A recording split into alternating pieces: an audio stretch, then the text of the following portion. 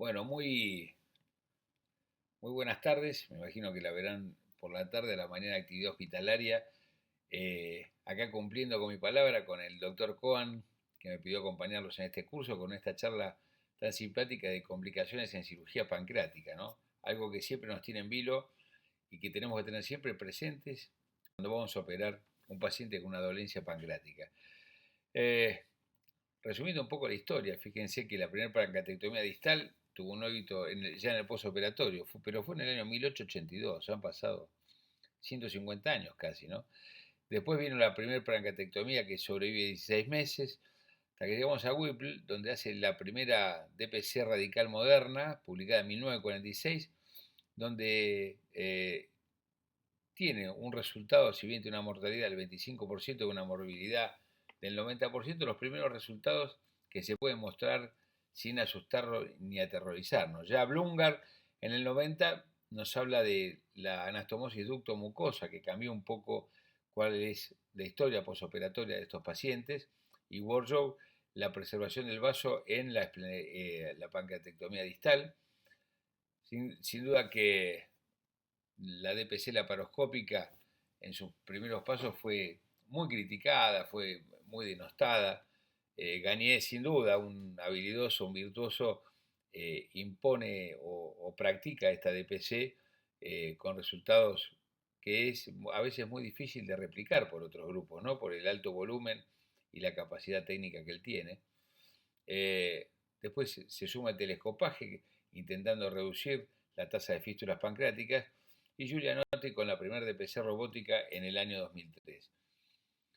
Evidentemente todos los avances tratan de disminuir la mortalidad y la morbilidad en cirugía pancreática durante la historia. Si uno la divide en décadas, fíjense que la mortalidad empezó en un 20% en la década del 60, baja al 10%, y del 2000 al 2020, durante 20 años, fue de menos del 5%, como una mortalidad que era aceptada como un centro que hacía las cosas correctamente. Hoy las cosas van cambiando y los estándares actuales han disminuido muchísimo la tasa de mortalidad y de morbimortalidad aceptada en un centro de alto volumen. ¿Qué es esto del centro de alto volumen? Bueno, sin duda que el impacto de los adelantos científicos y tecnológicos en lugares que tienen alta tasa de resecabilidad, los métodos de diagnóstico por imágenes y las indicaciones quirúrgicas más precisas hicieron que bajara la tasa de complicaciones. Sin duda el mejor manejo anestésico y perioperatorio del shock perioperatorio de estos pacientes que tienen muchas horas de cirugía han permitido una menor respuesta inflamatoria con menor tiempo quirúrgico, mayor calidad asistencial y el equipo multidisciplinario que nos permitió mejorar los resultados. Y sin duda estar encima del paciente con métodos muchas veces bedside permite diagnosticar rápidamente cuáles son las complicaciones en tiempo y forma que nos permite tratarlas rápidamente, precozmente, antes que el paciente tenga una descompensación por su sepsis. Cuando uno ve los estándares de calidad actuales, fíjense cuando uno compara los centros de bajo volumen con alto volumen, fíjense Estados Unidos, Canadá, Reino Unido, el mundo desarrollado, hoy ya no duda que la tasa de mortalidad comparativa entre centros de alto volumen y de bajo volumen en cirugía pancreática es realmente abismal. La historia natural de la enfermedad, el 50% de estos pacientes tienen metástasis al momento del diagnóstico, un estadio 4B, el 35% tienen enfermedad localmente avanzada que nos impide hacer una resección oncológica adecuada y solamente el 15% van a ser resecables. La sobrevida global del cáncer pancreático a 5 años es del 5 al 9% y la mortalidad en muchos centros es del 4 al 12%, con una morbilidad del 30 al 15%. Y esto evidentemente está tratando de modificarse y de disminuir estas tasas, como fíjese acá 2000 duodenopancreatectomías consecutivas de Cameron, publicadas en el 2015, de Johns Hopkins, donde la morbilidad la bajan y con una mortalidad, que es lo interesante, del 1,6. La morbilidad es muy difícil de bajarlo, porque fíjense que las fístulas tuvieron un 50% de fístulas, 40% de hemorragias, pero disminuyó la mortalidad, o sea que la capacidad de responder frente al paciente complicado fue muy superior en este centro en Johns Hopkins con un equipo tan experto como el que conduce Cameron. Si uno analiza las estadísticas de Alemania, una mortalidad, este es un trabajo publicado hace muy poco, generalmente la mortalidad está dada por complicaciones de las fístulas pancreáticas, que es la causa más frecuente, y sin duda que las reoperaciones son las que aumentan también mucho la mortalidad y la mortalidad perioperatoria. Ahora bien, ¿cuáles son los determinantes de la mortalidad? Y las complicaciones cardiopulmonares y las hemorragias precoces, las infecciones y las hemorragias tardías, todo converge o parecería converger a la gran complicación, al gran cuco de la cirugía pancreática, que es la fístula pancreática. Uno las podría dividir entre complicaciones tempranas, que son menores a 30 días del postoperatorio, que pueden ser médicas, las cardiopulmonares, porque es una cirugía de alto impacto sobre el paciente y puede producir alteraciones hemodinámicas perioperatorias y shock perioperatorio severo, muchas veces en pacientes de alto riesgo quirúrgico, y las quirúrgicas, que generalmente las más temidas son las fístulas y las hemorragias.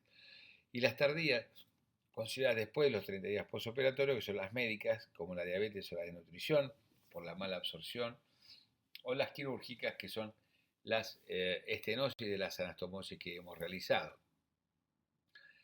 Las complicaciones tempranas, menores de 30 días, entonces, tenemos complicaciones médicas extraabdominales, que son el 20%, y las más comunes son las intraabdominales, que generalmente son durante la resección, la hemorragia intraoperatoria y las fístulas, que ocasionalmente pueden ser muy graves. Las complicaciones médicas generalmente pueden ser manifestadas como arritmias, angina de pecho, infarto agudo o ACV en el perioperatorio inmediato, y las respiratorias como el distrés respiratorio, generalmente eso ocurre por un manejo anestésico deficiente, una resucitación exagerada del paciente que no la necesitaba, las neumonías intrahospitalarias o el tromboembolismo pulmonar, que como sabemos en todo paciente oncológico tiene una mayor incidencia. La insuficiencia renal aguda, al igual que la disfunción hepática y metabólica, como recién les decía, generalmente es por un mal manejo perioperatorio. La incidencia de estas patologías ronda entre el 4 al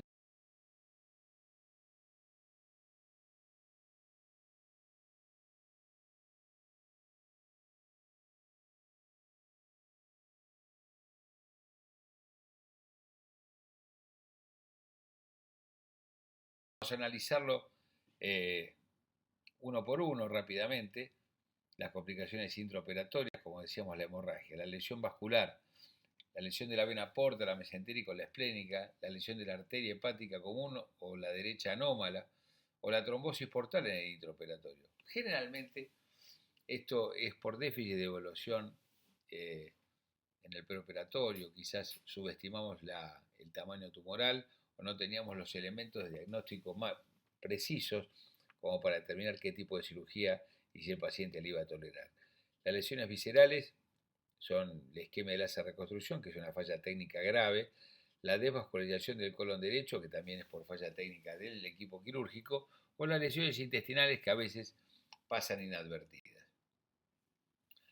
Entonces, como recién decíamos, las hemorragias intraoperatorias es muy importante, si bien son del 5 al 10%, la inmensa mayoría en un equipo entrenado son controladas, es muy importante tener control proximal y distal de todos los pedículos que uno está disecando, en este caso la vena mesentérica, la porta, para poder controlar la hemorragia y poder reparar la lesión que hemos hecho.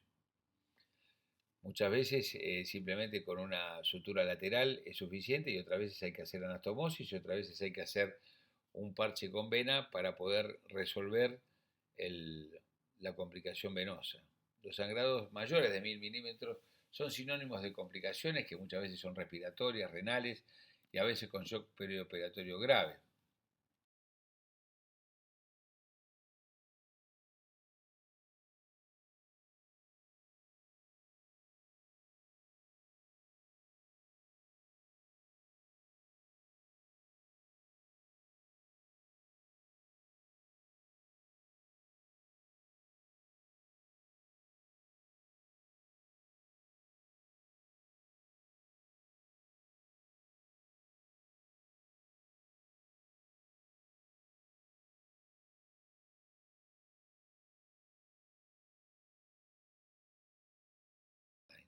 o tumores grandes.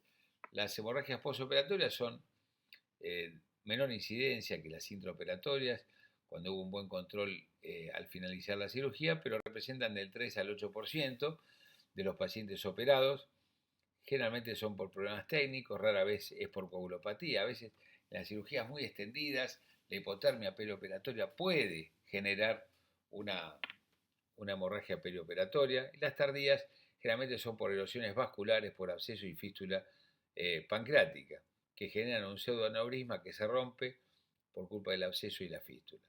La hemorragia gastrointestinal, como pueden ser las hemorragias intraluminales, generalmente pueden ser en la línea de sutura o por pseudoaneurismas que se fistulizan a la luz del duodeno. Hay factores de riesgo para el sangrado masivo en los LIC de pancreato de duodeno-pancreatectomía, que básicamente son las infecciones y algunos han hablado también del decúbito que pueden producir algunos drenajes.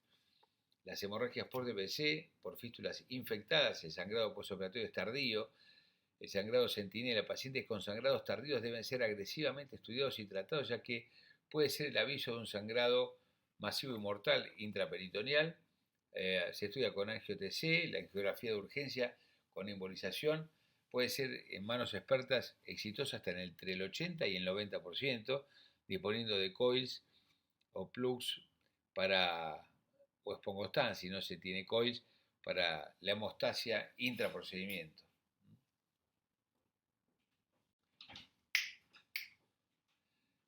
La hemorragia postoperatoria,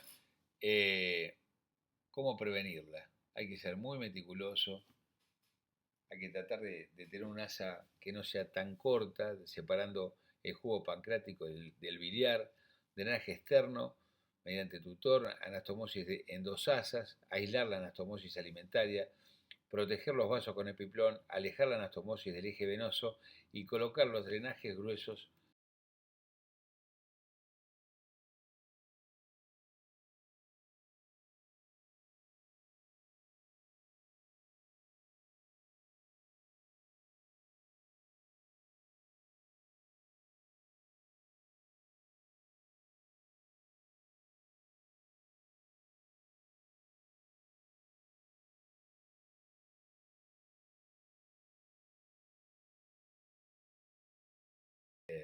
hacer cirugía abierta para controlar el sangrado. Generalmente estos pacientes son de muy mal pronóstico. Complicaciones de cirugía pancreática, el retardo del vaciamiento gástrico. Con esto, esta nueva técnica que hemos adoptado en la preservación pilórica, el retardo del vaciamiento gástrico es más frecuente que antes, que hacíamos la gastroentero, pero evidentemente la funcionalidad es mucho mejor, por eso se ha adoptado en forma masiva la conservación del píloro. Pero el retardo de vaciamiento gástrico puede rondar entre el 15 y el 30% de los pacientes. Es la necesidad de sonda nasogástrica después del tercer día de posoperatorio y la intolerancia a la vía oral luego del 7º día de posoperatorio. La incidencia puede llegar a ser muy alta. Hay que descartar colecciones que generen esta gastrectasia y esta alteración de la motilidad gástrica, y eso se hace a través de una tomografía computada de abdomen y pelvis con contraste oral y endovenoso. La patogenia del vaciamiento, ¿cuál es? La denervación o la isquemia pilórica, la sección de la arteria pilórica, la linfadenectomía muy extensa, la ligadura de la arteria gástrica izquierda, la duodenectomía por falta de motilina, cuando se reseca demasiado duodeno, y la inflamación local por otras complicaciones como pueden ser las fístulas. Esta nueva reconstrucción ha favorecido esto, pero bueno, ahora esta modificación de 2 técnicas, de hacerla inframesocolónica y alejarla de la hepático yeyuno, ha mejorado muchísimo el vaciamiento, como se muestra en la figura 2, lo cual nos permite un mejor vaciamiento con menor retardo. Por esta verticalización que se hace del estómago, nos permite disminuir la incidencia del retardo de vaciamiento gástrico, que por supuesto tiene varios grados, el A, B y C, según los días, de 4 a 7, de 8 a 14 o más de 14, y básicamente lo que hay que tratar es de que el paciente no se desnutra. La eritromicina ha sido un buen un buen estimulante de la motilidad gástrica y del vaciamiento gástrico, probablemente porque es un agonista de la motilina y mejora el vaciamiento post-DPC, mejora significativamente la fase de vaciado gástrico para líquidos y sólidos y produce mejoras en el 60% de los casos y se puede utilizar combinada con otros prokinéticos tan conocidos como la metoclopramida, sonda, soporte nutricional, inhibidora de la bomba, metoclopramida, cisapride y eventualmente los antibióticos y básicamente mucha paciencia. No desesperarnos, es una complicación que tiende a mejorar, que tiende a andar bien. Es muy raro que haya factores técnicos que la involucren terriblemente. Así que lo que hay que hacer es tener paciencia hasta que esto arranque. Sin duda que la complicación frecuente y temida es la fístula pancreática, no solamente porque aumenta el riesgo de infecciones intraabdominales y de colecciones por ser indebidamente drenadas por los drenajes que uno deja, sino porque ese jugo pancreático lamentablemente muchas veces nos trae complicaciones mayores. Generalmente los drenajes mayores de 50 mililitros en 24 horas con amilasa más de 3 veces de la sérica es sinónimo de fístula pancreática. Y el consenso internacional sobre la definición de fístula postoperatoria es esto, ¿no? Más de 10 milímetros en 24 horas, con más de 3 veces, y el drenaje de líquido con amilasa mayor a 3 veces a la sérica, ¿no? Por más de 7 días en el postoperatorio. La presencia de un líquido de drenaje abdominal de un valor de amilasa 3 veces superior al valor de la amilasemia luego del tercer día postoperatorio, uno diría que es una fístula bioquímica, no se considera una fístula, requiere cambios en el tratamiento, ayuno, antibióticos, alimentación parenteral y grado C, que son las fístulas de mayor volumen, que tienen repercusión sistémica.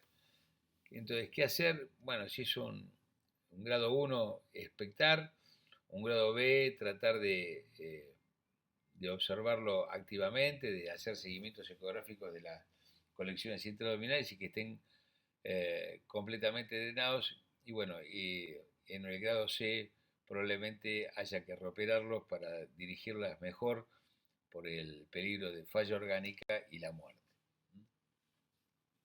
Entonces, cuando uno analiza los factores de riesgo de fístula pancreática, yo les diría que el factor de mayor riesgo es cuando uno opera un páncreas sano, un páncreas blando, tiene mayor incidencia de fístula que un páncreas firme, un páncreas atrófico, donde el Wilson está dilatado y la anastomosis es más sencilla, ¿no? Entonces, uno diría que los pacientes con pancreatitis crónica tienen menos incidencia de fístula que los adenocarcinomas y quizás los tumores de ampolla, que hace muy poco con nuestro equipo hemos operado uno de una paciente con un índice de masa corporal de 40, la operamos con mucho temor, porque son los pacientes que más índice de fístula tienen, y más que era obesa, y más que había pasado por 4 centros que no la quisieron operar por todas estas causas. Conducto pancreático pequeño, bueno, no solamente nos complica la cirugía, sino que sabemos que son aquellos que fracasan más la anastomosis, cuanto más grueso, más ancho, mejor andan, ¿no? El tipo de reconstrucción, bueno, sin duda que la de Child es la más aceptada, la que hacemos nosotros, la ducto yeyuno anastomosis. De invaginación en páncreas blando la hemos utilizado y colocamos drenaje siempre y hacemos staging con silicona. Depende de quién opera, pensamos que pueden ser de utilidad. Prevención, si las condiciones del páncreas son adecuadas, Wilson dilatado, páncreas duro, lo ideal es hacer una ducto mucosa. Si tiene alto riesgo de fístula, puede optarse por una catéter tutorizado en el Wilson y le yeyuno hacia la piel. Y si el Wilson tiene muy poco diámetro y es blando, es prudente utilizar variantes de reconstrucción como el ACE independiente para la pancreático yeyuno anastomosis o la intusepción. La experiencia del cirujano continúa siendo quizás la clave, la llave de esta cirugía, porque cuanto más anastomosis ha hecho, seguramente mejor resultados tiene. Las complicaciones como las devenidas de la fístula, las más temidas son las infecciones y los abscesos, que muchas veces por contigüidad generan diabrosis, neurismas y sangrados cataclísmicos en el postoperatorio. El tratamiento percutáneo de estas lesiones debe ser precoz y diagnosticados tempranamente,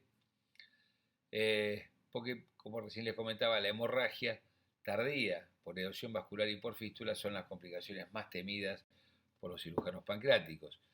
Entonces, tratamiento frente al shock séptico por fístula, raramente lo tenemos que operar, generalmente es la última alternativa. El drenaje mínimo invasivo de la colección de los abscesos anda muy bien.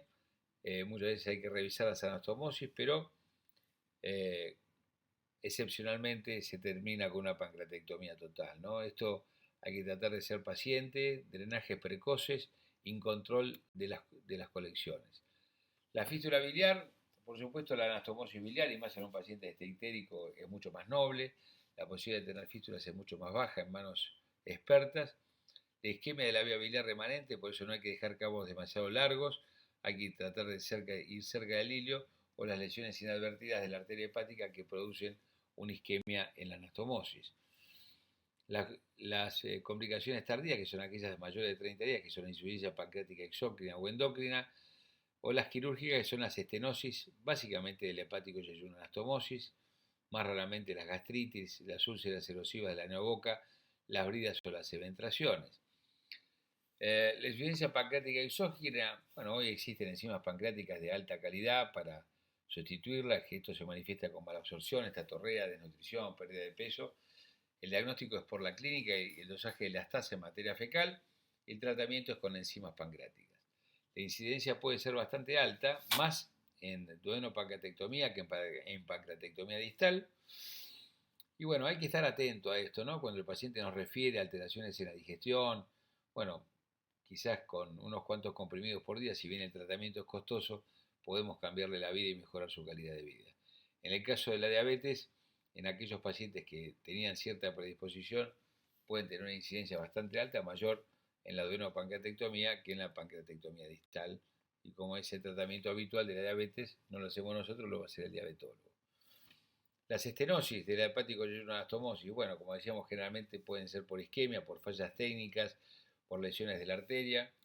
El tratamiento, si bien la incidencia no es muy alta, el tratamiento hoy es a través del tratamiento percutáneo, la dilatación con balón, la colocación del stent. Es rara la reanastomosis, generalmente la dilatación con balón, si uno lo hace rápidamente, puede ser efectiva y en poco tiempo. Recomendaciones finales: establecer centros de alto volumen, más de 20 dpc por año o de 40 es lo que la recomendación desarrollada por cirujanos entrenados que tengan más de 50 duodenopancreatectomías.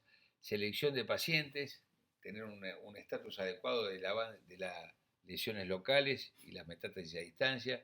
Manejo adecuado de las complicaciones, tener los elementos diagnósticos precisos y estar encima del paciente para diagnosticarlo precozmente. Y queda por ver cuál va a ser el impacto del desarrollo de programas laparoscópicos y robóticos y si eso va a disminuir la tasa de complicaciones. Creemos que acompañar la tecnología siempre es importante, tratando de entender que al principio se hace dificultoso, se hace más largo, pero pueden llegar a aportar condiciones óptimas para mejorar la calidad en el postoperatorio. Unidades de páncreas en los hospitales de alto volumen se hace perentorio. Les agradezco mucho haberme invitado a participar de esta charla, siempre productiva, tratando de contarles un poco los temores que tenemos los cirujanos en patologías tan complejas como es la cirugía pancreática. Así que les deseo lo mejor y bueno, acá está mi mail, el Hospital de Clínicas a disposición y el centro de entrenamiento que tenemos en el hospital en cirugía laparoscópica. Para los más jóvenes solamente se tienen que contactar conmigo. Que tengan un lindo día.